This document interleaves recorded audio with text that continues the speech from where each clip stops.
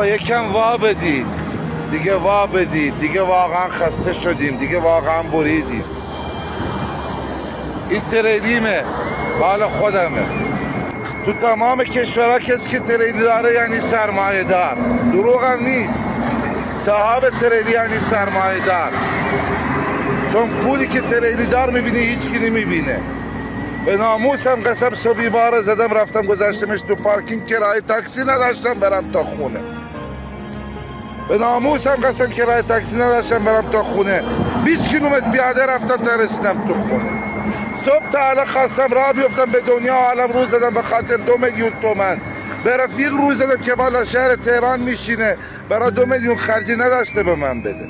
به کسی که بوی پول میده، اصالت پولداری داره، نداشته به من بده.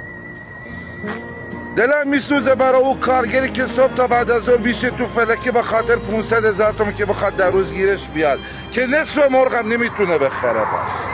راننده استم من سوار کرده، 2 تا فوق لیسانس داشته، گریه کرده از نداری. مامور راهنمای منو گرفته، درد دل کردیم، گریه کرده از نداری. وا بدید، مردم خسته شدن. اگه میبینید حرف نمیزن چون خایه هاشونه کشید، چون یه مهر سیاسی میزید تو پیشونیشون میکشونشون بالا. عربای خوزستان رو نفت نشستن، کونشون رو بلند کنن 2 تا بیل بزنید نفت میزنه بیرون. اما جزو فقیرترین مردم ایرانن.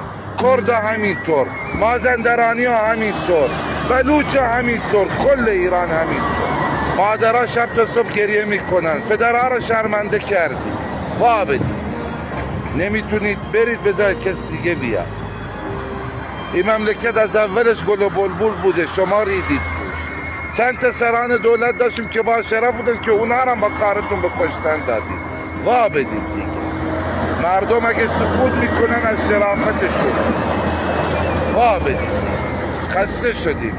به خاطر خرج سرویسم 2 میلیون پول دوای مادرم رفتم از کیفش برداشتم که بتونم بیام سرویس. دلم سوخته، قلبم آتیش گرفته. 2 میلیون پول مادرم مال دواشو بگیرم بیام سرویس. از مردن نمیترسم.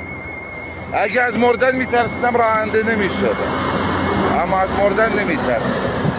یه بار مردم، بکشید تموم شه. وا بدید. خسته شد.